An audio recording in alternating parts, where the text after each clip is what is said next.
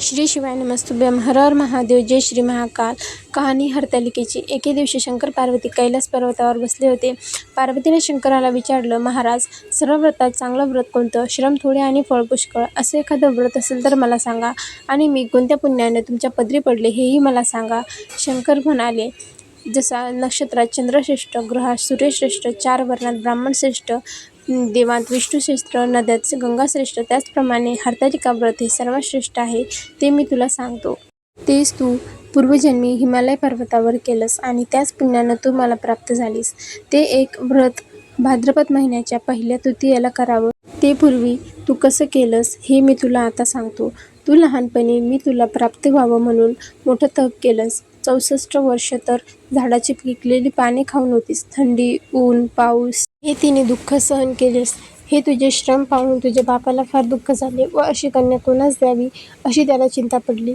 तितके तिथं नारद मुनी आले. हिमालयाने त्यांची पूजा केली. येण्याचं कारण विचारलं तेव्हा नारद म्हणाले, तुझी कन्या उपवर झाली आहे, ती विष्णूला द्यावी. तोच तिचा योग्य नवरा आहे. त्याने तुझ्याकडे मागणी करण्यास मला पाठवले आहे, म्हणून मी इथं आलो आहे.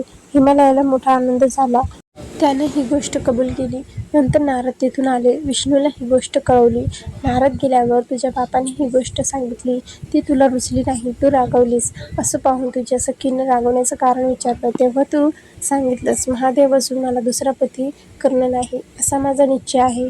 असं असून माझ्या बापानं मला विष्णूला देण्याचं कबूल केलं. याला काय उपाय करावा? मग तुला सखीनं घोर अरण्यात नेली. तिथे गेल्यावर एक नदी दृष्टीस पडली. जवळच एक गुहा आढळली. त्या गुहेत जाऊन तू उपवास केला. तिथं माझं लिंग पार्वतीचं स्थापिलं. त्याची पूजा केली. तो दिवस भाद्रपद शुद्ध तृतीयेचा होता. रात्री जागरण केलंस. त्या पुण्यानं येथील माझं आसन हल्ले. नंतर मी इथं आलो. तुला दर्शन दिलं. वर मागण्यास सांगितला. तू म्हणालीस, तुम्ही माझे पती व्हावे, याशिवाय मला दुसरी इच्छा नाही. नंतर ती गोष्ट मी मान्य केली आणि गुप्त झालो. पुढं दुसऱ्या दिवशी ती व्रत पूजा तू विसर्जन केलीस. मैत्रिणीसह त्याचं पारायण केलंस. इतक्यात तुझा बाप तिथे आला.